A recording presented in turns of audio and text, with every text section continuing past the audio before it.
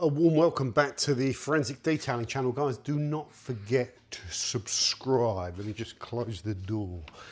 So today's video is about my performance issue with my Porsche 996 Gen 1 Carrera early throttle body M96 engine car. Now, I've just been for a drive for the car up to sort of on back country roads just north of Petworth. Drove my car up there and then swapped over and drove Dan's identical Gen 1, Carrera back. And straight away I can notice the difference driving Dan's car. It feels more free revving. So the symptom I'm seeing is loss of horsepower, in particular around the 5,000 to 7,000 RPM range. It's particularly flat. But when you drive the car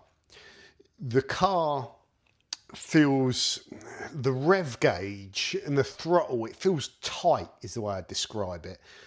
Not free revving. When you drive other 996s, not just Dan's, the throttle, the throttle dial, you know, when you blip the throttle under acceleration is livelier and more like you feel the torque a bit more, and it as you come off the throttle, the accelerator will kind of, you know, it will keep revving and then drop down, whereas mine feels like it's really tight. As soon as you come off the accelerator, the revs drop like it's really fighting the car, which is bizarre. Now, where we've been in this process is I changed the fuel pump on the car, which didn't really make any difference, but it was a good thing to do as proactive maintenance, put a new fuel pump in there. I changed the fuel filter, and then when we rode, and I changed the air filter to a stock box with a resonator delete and a PSR line filter. But I've also tried it with a standard paper filter as well. And I felt there was a slight improvement, and we re-rolling roaded it, and we were up to about 255 horsepower from 248, as I've talked about on the channel, but it's still clogging. Then we got Steve to meet us at Surrey Rolling Roads, actually I can't remember. Then I think I gave the car to Steve after that, and Steve, Steve was at Surrey Rolling Roads when we'd done the airbox, and he said that he could see overfueling, fueling errors on both bank 1 and 2, pre-cat sensors, I think. And he suspected an injector problem, and he could see it was overfueling. So I gave the car to Steve, and he changed the injectors. We put new injectors in the car, which something that Barnsport recommended I do, but I didn't because of money and budget, which is okay. I did have a budget. But anyway, I've had to do it. And then Steve took the car to Surrey Rolling Roads and rolling roaded it.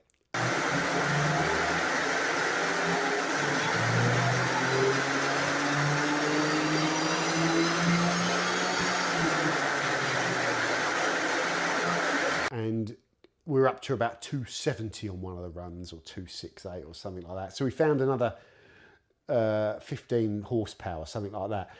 But the car still feels tight, like I've just described, and down on power. And it was still, even though we got a really good low down torque response at low revs, after 5,000 on the rolling road, it was flatlining as it comes off variocam.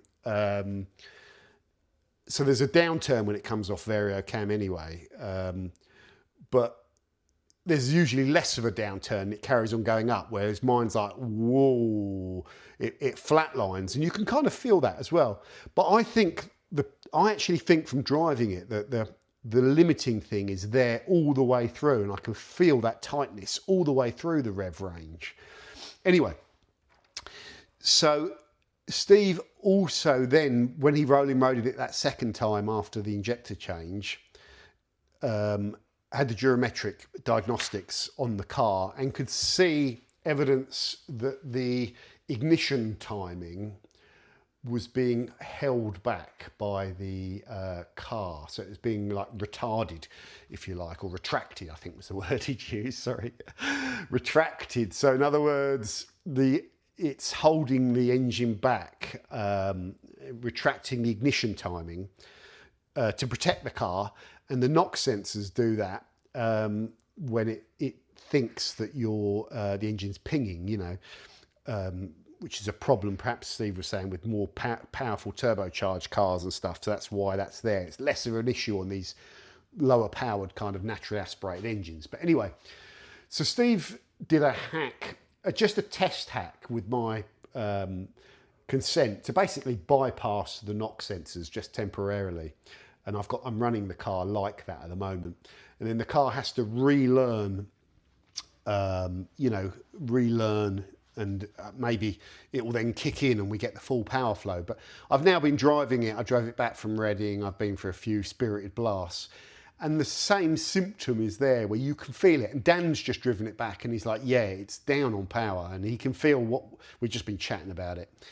So there's something not quite right. And the thing for me is, so the knock sensors could be a slight problem and could be an issue with the semi-solid engine mounts. That could be a potential problem, but it wouldn't cause this tight revving all the way through the rev range in my head. So I've been trying to sort of like make a list of everything it could potentially be, and that's what I want to do in this video, and I hopefully can get some good input back from you. So the first thing I'll just write is knock sensors, retracting the ignition timing. That could be our problem, but I think now the fact we're bypassing them and it's not solving it, I think that's less likely. And the fact that the engine doesn't feel free revving, and I'll overlay you a picture of Dan's car revving up in that higher rev range. You can feel the liveliness and the torque difference, and it pulls better.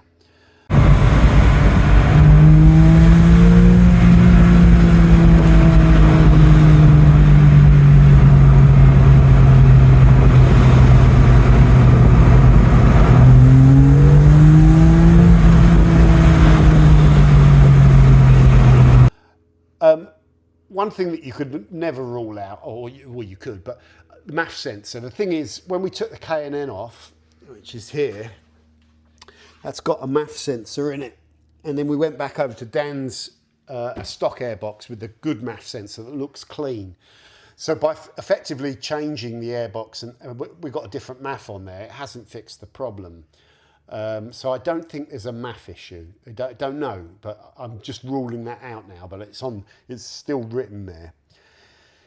The next thing is that this car has a map on it. And bizarrely, when Steve took the car to be rolling roaded again on his own, he met a guy there, Justin, who used to own the car from 2005 to 2015. And he put the map on it. And I spoke to him on the phone, Justin, nice guy.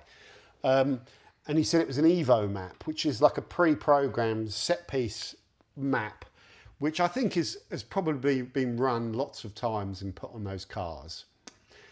Evo map, ECU Evo map. Now, we do have the option of swapping ECUs and ruling out that map or programming back to a stock map. But I'm not massively experienced, but on a naturally aspirated engine, I'm not sure if any sort of set piece remap would tighten up all the engine like that. It doesn't feel like a map issue to me. It doesn't feel like a map issue, but we cannot rule that out. So that's another option that we've got, and we may well go down that.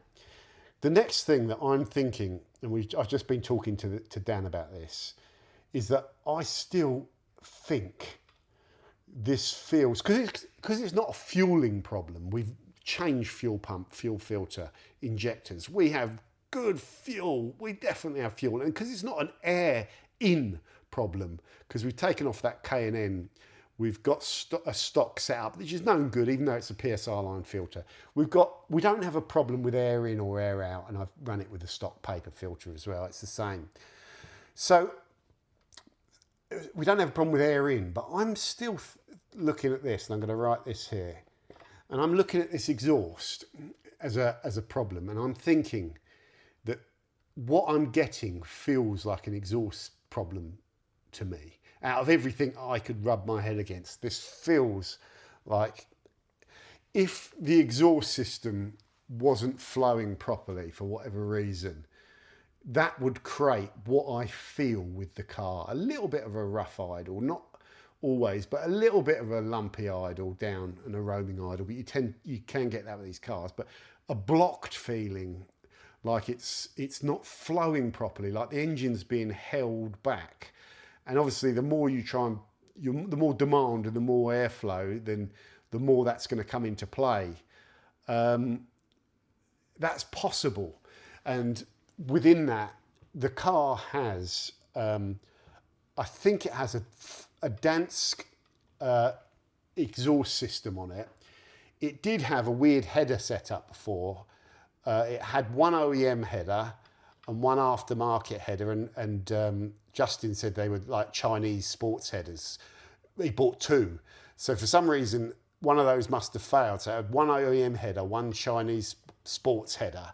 That sports header was cracked. So both headers were replaced by Barnsport when they did the engine rebuild with new sports headers. Known working good parts. It's not an unknown fabricated sports header. It's I don't know the make, that's the thing, I can't remember. But a sports header, I think they got it from Design 911. So the headers should be good. After that, we've got the Dansk system back box and sports cats, I believe. So sports cats and back boxes. One other thing I'll mention is when I got the car, the flexi sections of that back sports box were they're like tin foil. They're all cracked. So I had new flexis welded in, and I've looked at those, and they don't look smaller. They look the same size as the pipe. So those welded in flexis, I don't think would be the problem. I don't think so. And I would have noticed taking the car in and then afterwards if it had generated this problem. I feel like this problem's been there since I've had the car, even from day one, which is a really important question, because we also cannot rule out, because we've had a major engine rebuild.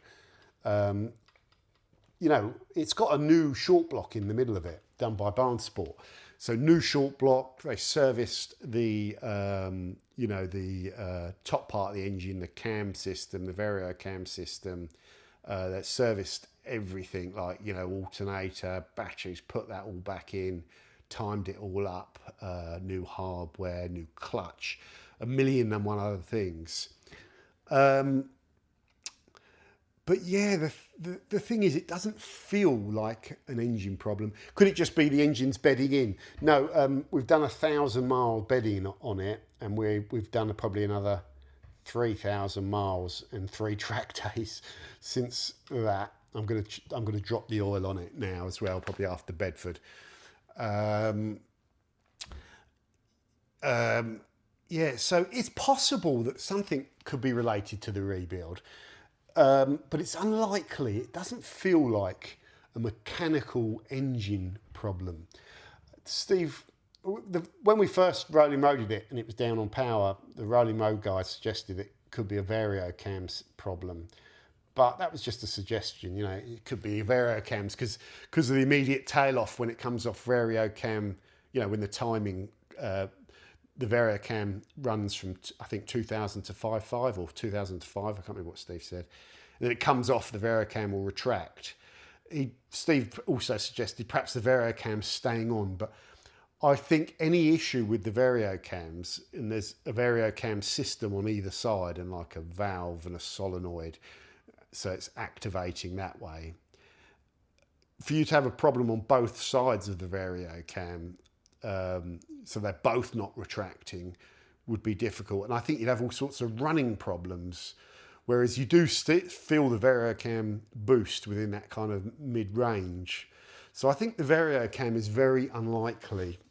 And at the moment, even though it could be both of those problems, I think it's less likely to be.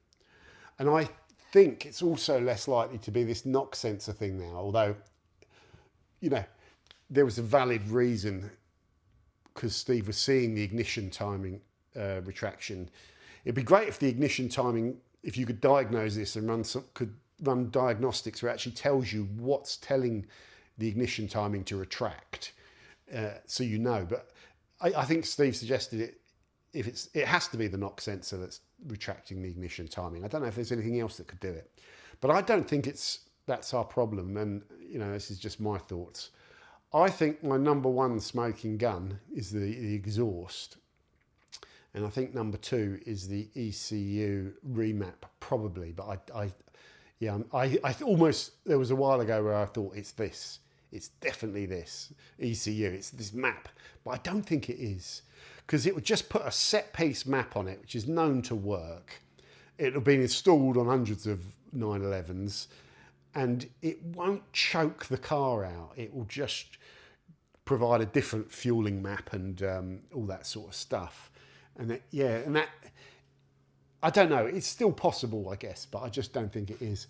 So what our next plan of attack is, well, really, when we spoke to Steve, the agreement was really, I'll just run the car. I'm going to do a track day at Bedford, see how it gets on. So we give the car a really good ragging, and then take it from there, which was good. We kind of run out of time as well. But I think the next thing that we should do is leave the headers on there, but take the back box off and the cats and swap them, because Dan's got a breaker car that's got a sports exhaust. It's kind of an unknown sports exhaust. We were just looking at it, and it looks like it's not all crusty and knackered, and we can unbolt it and get it off. And my one's not all crusty and knackered, so we can unbolt it and get it off. So if we take that dance exhaust back box and sports cats off, put in a completely different sports exhaust setup that we know is working, and we mentioned blocked cats could be a likely reason, and suddenly the car feels free revving and flowing, and I drive it and it feels a bit more lively. I'll know when it's fixed, because I know the car really well now, and I know I've driven a lot of 996s as well while I've had this problem in the back of my head. And every time I drive a different 996, I feel the same free floaty engine feeling with it, a bit more freer revving. And mine's the only one I've ever driven that's got that tight feel to it. You know, I do think that tight feel, I think it was there when I got this, I drove it back from Scotland, but I just didn't know enough about it then. And then I blew the engine very rapidly, and I can't remember what it felt like to drive it before that rebuild, and if it was still the same. I'm really struggling to remember, very hard. I'm trying to think what it felt like going around Thruxton.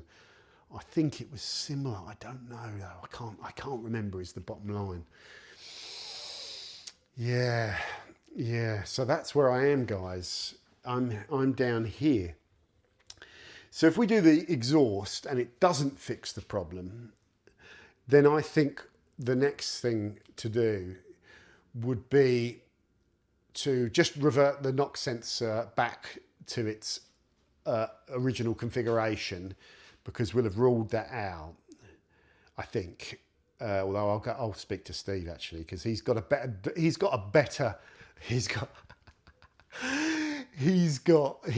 knows how to investigate performance issues. And we did sort of say that maybe the thing to do is book out like a slot an hour or something on the Surrey rolling roads and just take loads of gear down with us. Not that sort of gear.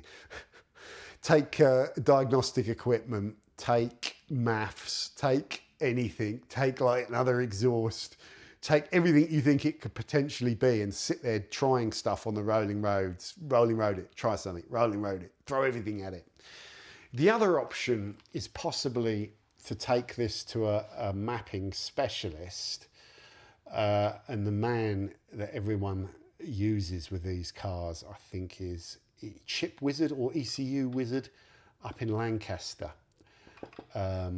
who knows them inside out. The problem with that is it's a massive drive for me to go up there and then to have him go to map the car and know instantly that actually it's been held back by some other issue, and there's no point in mapping it until that issue's resolved.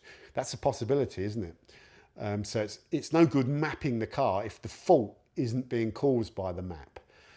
So that's a problem. But he would probably have a good idea. It might be worth doing that just because he might have a good idea exactly what it is. And by the time we get to there, we might have ruled out the exhaust system anyway. Yeah, very cool. I find this really interesting, actually. I love problem solving and stuff like this, and the whole process of this is I'm learning about the car, which is phenomenal.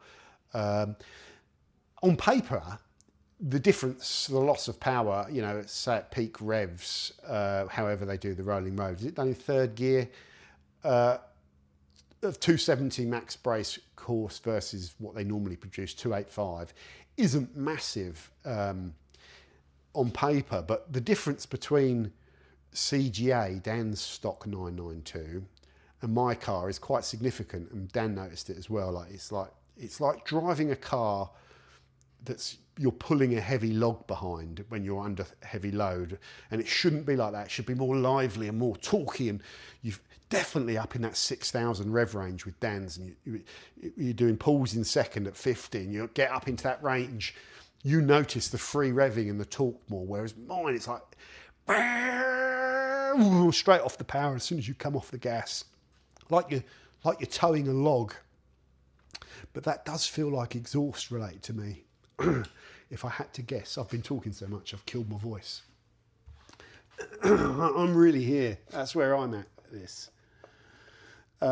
These sports cats have been on the car for quite a while, actually, because I think Justin had them done. So I think I do have some paperwork for that, but let's say around 15 years they've been on the car.